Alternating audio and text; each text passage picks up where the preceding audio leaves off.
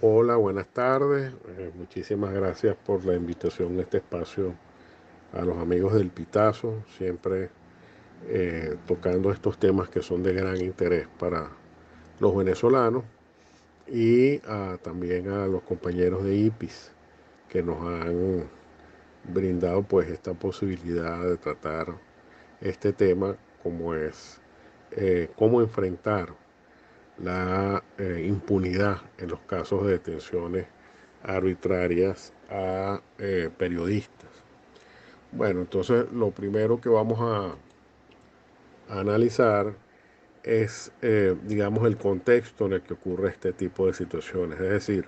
aunque es verdad que no es ninguna novedad ni es algo que sea reciente, la agresión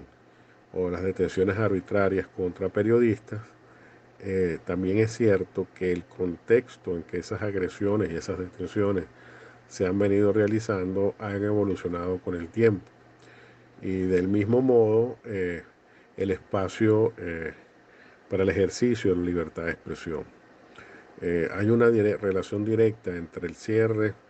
la disminución y en algunos casos la inexistencia de espacios de libertad de expresión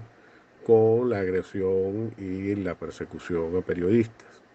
Y en este sentido, tenemos que entender que la dinámica que rige esta actuación del Estado es la misma dinámica que se aplica a otros sujetos eh, que el gobierno identifica como enemigos. ¿En qué sentido lo digo? En el sentido de que eh, el régimen venezolano ha asumido la misma postura que en la década de los 70 y los 80 las dictaduras del Cono Sur y las dictaduras centroamericanas, en particular las de Guatemala y El Salvador, tomaban respecto a lo que ellos consideraban eran opositores políticos, ¿no? A estas personas que disentían del gobierno no se las calificaba como opositores, sino como enemigos. Y de ahí surgió la figura, tristemente recordada, del enemigo interno. Esta idea de enemigo interno tiene unas repercusiones muy importantes en la historia de los derechos humanos en América Latina, porque el enemigo interno implica primero la declaración de una especie de conflicto, es decir, de la utilización de términos que no son propios de una sociedad civil, no son propios de una sociedad en paz, sino que son propios de un Estado en conflicto, de un Estado en guerra. Y esto para justificar justamente el despojo y el desconocimiento de los derechos de quienes son considerados enemigos internos. Es decir, a partir del momento que una persona es considerada enemiga, ya deja de ser ciudadano, ya deja de considerarse titular de derechos y a partir de ahí, siguiendo esa triste premisa de que en la guerra todo se puede, cosa que además no es verdad, porque el derecho de la guerra tiene unas regulaciones muy claras, eh, que además tienen 200 años, pero que dentro de su ignorancia los gobernantes utilizan estas jergas, estos términos, estos lugares comunes, para decir, bueno, dado que se trata de un enemigo, pues puedo despojarlo de sus derechos, puedo conocerle sus derechos de manera legítima porque estoy en una especie de combate. Entonces, toda esta armazón endele de conceptos ha servido para realizar pues, las más terribles acciones que se conocen en la historia de los derechos humanos en Venezuela, particularmente en el Cono Sur, en Chile y en Argentina, y por supuesto en el Centroamérica durante los conflictos armados en Guatemala y El Salvador particularmente. Entonces, a partir de ahí, este tratamiento del enemigo interno en Venezuela se ha traducido primero en este ejercicio cotidiano de un discurso de odio contra colectivos determinados, en este caso pueden ser sectores de la oposición, los partidos políticos, los periodistas, por supuesto, y las ONG, ¿no? Entonces, en este sentido, los periodistas siempre han sido vistos desde un inicio como los enemigos naturales del gobierno, como personas que no se representan a sí mismos, sino que en realidad son simples trabajadores o representantes de grandes medios que supuestamente están a las órdenes de terceros países, etcétera, etcétera. Todo este discurso que lo que busca es decir, nosotros somos los buenos, ellos son los malos, nosotros somos los patriotas, ellos son los... Y al final implica entonces eh, una consideración de ciudadanos de segundo nivel, de segundo orden, a partir de los cuales pues todos los funcionarios están legitimados para actuar en contra de ellos. Entonces, en ese contexto en el que nos encontramos ahora, donde la función del periodista pues se sigue viendo como algo amenazante, se sigue viendo como algo que debe ser reprimido y que además cualquier funcionario se siente con la posibilidad, la legitimidad de poder actuar contra los periodistas. Entonces, ante esa situación, cabe la legítima pregunta, ¿qué es lo que se puede hacer? Bueno, siguiendo con lo que señalamos en la exposición anterior, eh, en un Estado de Derecho, en un país con instituciones, lo lógico sería decir, bueno, nada, denúnciese ante las instancias regulares, ante los cuerpos de seguridad del Estado o ante el Ministerio Público, estas acciones y de ese apoyo a la vía jurisdiccional, sea por eh, una acción de acusación privada y que pues los tribunales se encarguen de esto. Sin embargo, pues obviamente eh, las cifras de impunidad son tales y en ese sentido es importante tenerlas claras, es decir, saber cuántos periodistas han podido o han conseguido que alguno de sus atropellos hayan sido llevados a tribunales. Esta sistematización es importante porque si se acerca al cero, como me imagino que es la situación, entonces ahí pues lo que se evidencia y se confirma, primero que en Venezuela no hay un poder judicial independiente ni imparcial y que los órganos de seguridad del Estado y el Ministerio Público no cumplen con sus funciones. Ahora bien, esto es así, es decir, en Venezuela el sistema de justicia no está al servicio de los ciudadanos, sino que está al servicio del Estado, que es el que se encuentra detrás de todas estas agresiones y estos ataques a los periodistas. Ahora bien, eso implica entonces que no hay que hacer nada, esto implica entonces que hay que quedarse con la denuncia o hay que quedarse con decirlo a través de las redes sociales o los medios que permitan la expresión de estos atropellos. Pues no, la respuesta es que sí, hay que efectivamente mantener la denuncia a través de los medios de comunicación social que todavía están al alcance de los periodistas, pero al mismo tiempo hay otras acciones que se pueden hacer. Siempre hay que hacer la denuncia ante los organismos nacionales, es decir, ante la Fiscalía, y es importante mantener un registro escrito, llevarse copia de la denuncia, la persona que hace una denuncia tiene derecho a tener copia de esa denuncia, y de la misma manera, si no se hace la denuncia ante el Ministerio Público por alguna razón en particular, sino ante algún órgano de policía, sobre todo, por ejemplo, en los casos donde ha habido robo de equipos, eh,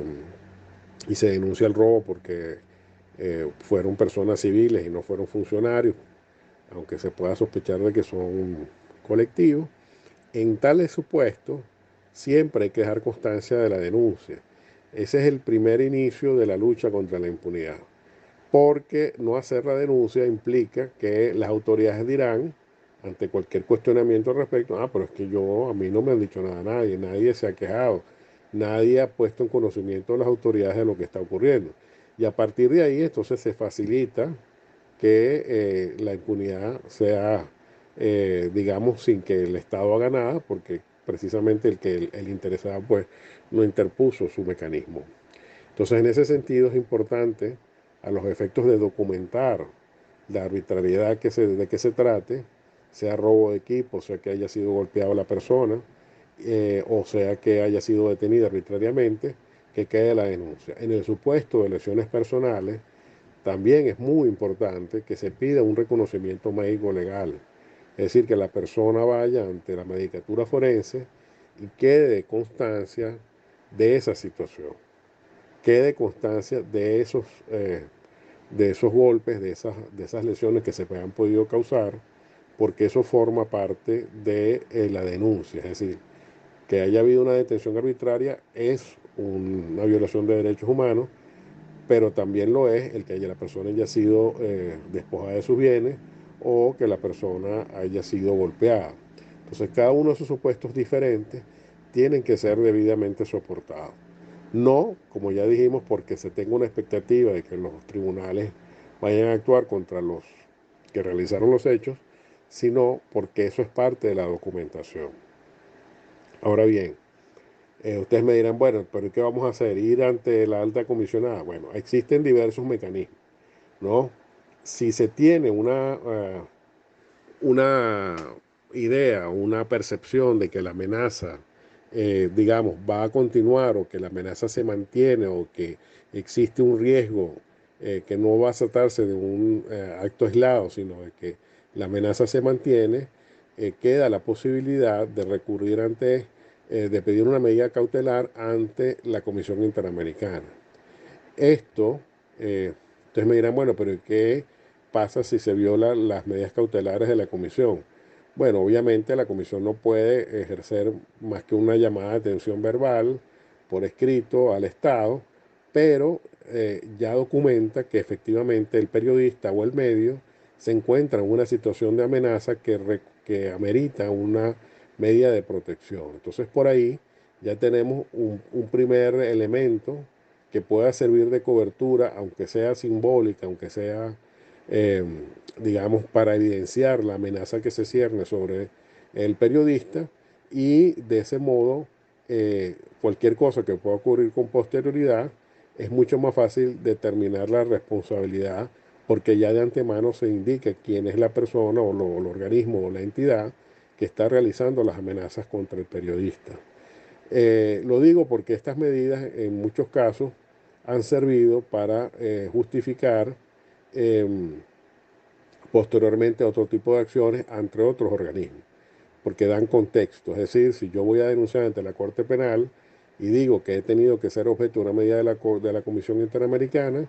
pues esto es un elemento que pone en evidencia que la acción del Estado contra esa persona fue efectiva y fue real al punto de necesitar una medida de protección. ¿Qué otros elementos hay? Bueno, desde el punto de vista de Naciones Unidas, están los relatores de Naciones Unidas. Hay uno, por supuesto, que es conocido, que es el relator de la libertad de expresión, pero hay que entender que las violaciones a los derechos humanos de los periodistas no están limitadas al tema de la libertad de expresión, porque puede ocurrir que la detención arbitraria o la acción contra el periodista se deba, por ejemplo, a su acción gremial, en cuyo caso el competente es, además del de libertad de expresión, el relator del derecho de asociación, que también tiene competencia. Entonces, en ese sentido, tenemos que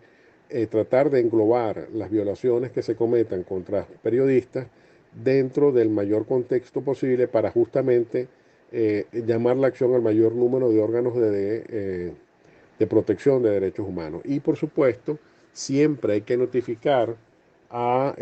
los oficiales que están aquí en Venezuela, del alto comisionado, de cualquier situación. Entonces, en ese sentido, yo les sugiero que se establezcan mecanismos que me imagino que ya existen de alertas tempranas, de redes regionales o locales de periodistas, que cuando un periodista desaparezca, cuando un periodista diga que ha sido objeto de una amenaza o que está siendo agredido, pues inmediatamente esas alertas lleguen a los voceros de la alta comisionada aquí en Venezuela para que tengan conocimiento de la situación y la trasladen a los representantes del Estado venezolano. Entonces, esto es muy importante porque podría en muchos casos significar la diferencia entre una detención arbitraria, digamos, más larga o más corta, o que en algunos casos la situación de amenaza pueda cesar. No quiere decir que esa sea la solución, pero es una herramienta que se debe tomar en cuenta. Por otro lado, además de los que ya he señalado, los mecanismos de Naciones Unidas, como los relatores de libertad de expresión, de derecho de asociación. Eh, También se encuentran otros mecanismos que yo entiendo, digamos, en el desconocimiento que tengo de las acciones que se han llevado en defensa de los periodistas. Están dos instancias que creo que es bueno que ya, digamos, se consideren a los efectos de una estrategia gremial sobre este tema, ¿no? De los periodistas que han sido objeto de estas agresiones. En primer lugar está la misión de determinación de hechos, ¿no? La misión de determinación de hechos ha tenido una extensión de su mandato. La misión de determinación de hechos ha tenido un papel fundamental en el caso venezolano. Recordemos que fue la primera instancia de Naciones Unidas que denunció la existencia en el país de delitos de lesa humanidad, de centros de tortura clandestinos y otros terribles casos de violaciones de derechos humanos. El mandato de la misión de determinación de hechos abarca cuatro supuestos fundamentales: las ejecuciones extrajudiciales, las desapariciones forzadas, las detenciones arbitrarias y las torturas y los tratos crueles, inhumanos o degradantes, a partir del 2014. Entonces ahí es bueno que los periodistas hagan un análisis de cuántos casos de desapariciones forzadas, de detenciones arbitrarias, de torturas o de malos tratos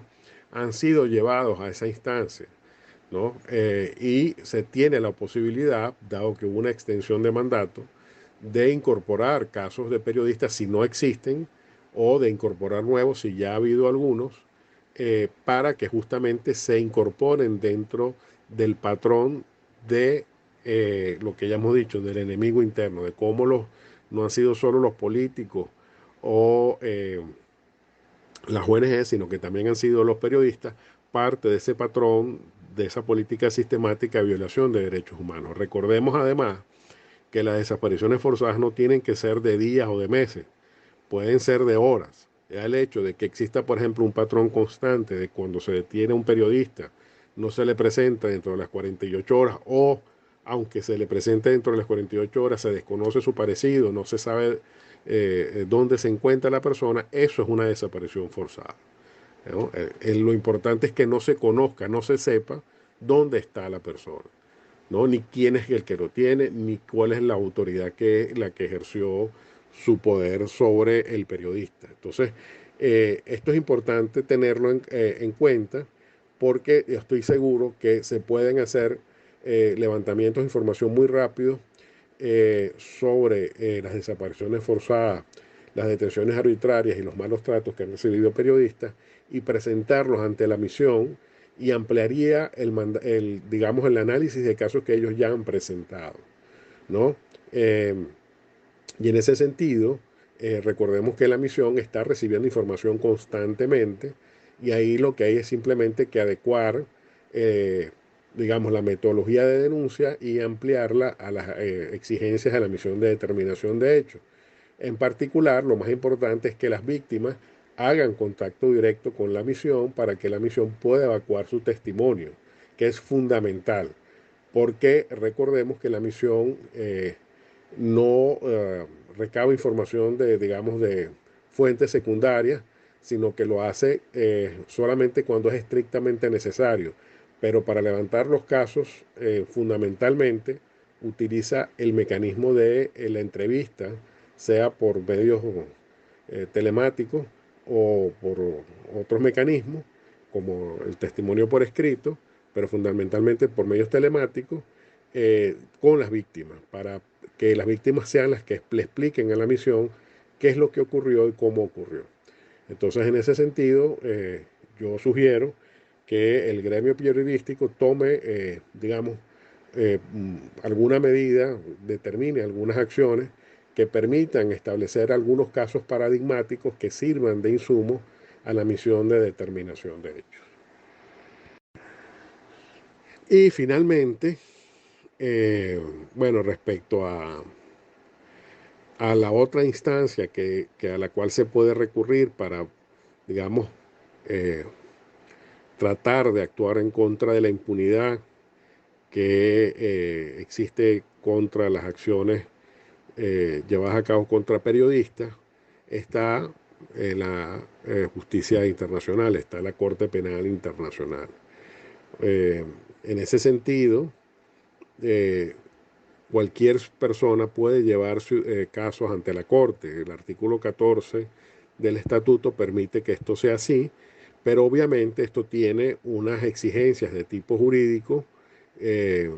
que implica que la comunicación tiene que tener unas características que vayan más allá de una denuncia de derechos humanos. Recordemos que en las denuncias de derechos humanos lo importante es determinar la existencia de una violación de derechos y la responsabilidad del Estado. En el caso de la Corte, esto no es suficiente porque hay que dar datos, hay que dar información sobre los ejecutores, sobre los responsables penalmente. Entonces aquí, por eso es que era tan importante lo que yo le decía al principio, de tener una documentación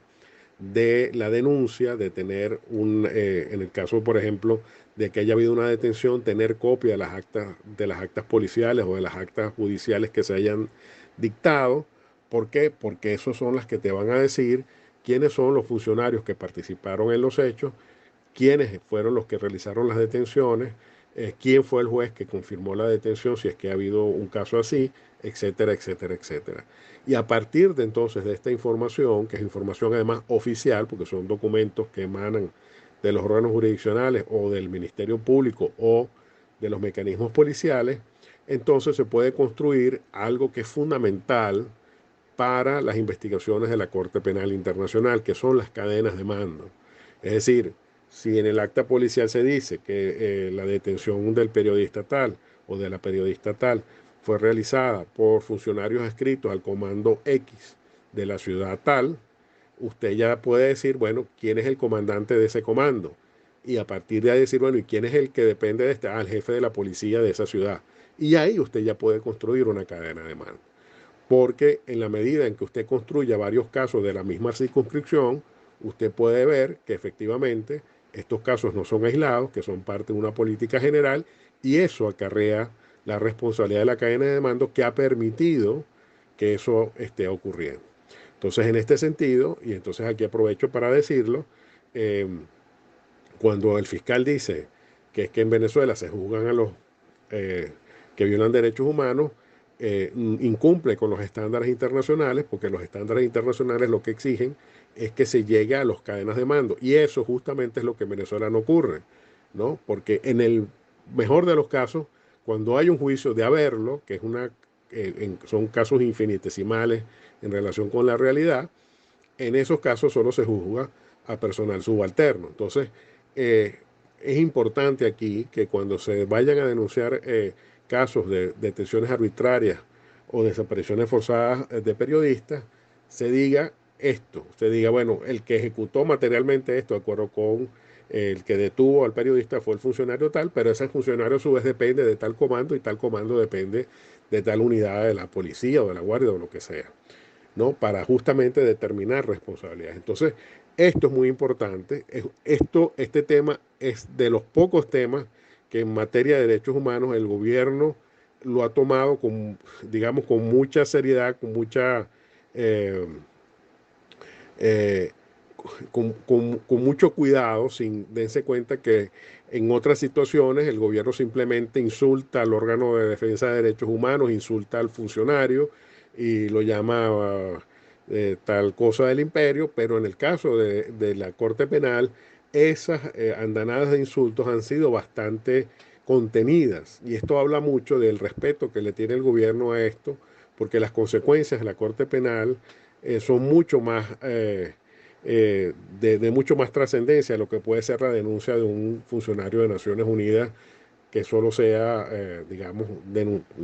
tenga un papel de denuncia exclusivamente, ¿no? Aquí hay otras posibilidades. Entonces, por eso es importante que si no se han llevado casos, desconozco, como digo, si ha habido o no, pero si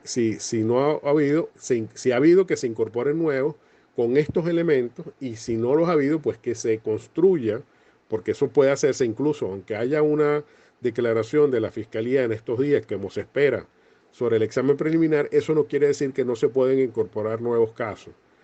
Y esto tiene una llamada ejemplarizante porque se están señalando a funcionarios con nombre y apellido. Y de esa manera podríamos evitar, sea con las denuncias ante la Fact Finding Mission, o sea, ante la Corte Penal, que los funcionarios vean que sus nombres van a ser reflejados en documentos públicos que donde reflejen su responsabilidad. Y esto tiene una labor muy importante, no en vano. eh, eh, digamos, la justicia penal internacional tiene unos alcances que van mucho más allá de, digamos, la sanción moral. Y eso se evidencia, como dije, en la posición que el gobierno ha tenido con la justicia penal internacional, a la que no trata con el, digamos, la misma política de desprecio que puede tener con otros mandatos internacionales. Bueno, espero con esto tocar los aspectos fundamentales del tema. Es una cosa que da para mucho más, pero creo que con lo que he señalado podemos ubicar con, digamos, con cierta precisión cuáles son las posibles acciones y que no es verdad que estamos indefensos o que nos tenemos que limitar solo a denuncias. Sí, sí se pueden ejercer acciones y sí los ciudadanos eh, deben seguir denunciando y los periodistas deben seguir denunciando porque hay todavía mecanismos que se pueden utilizar en defensa de sus derechos. Muchas gracias.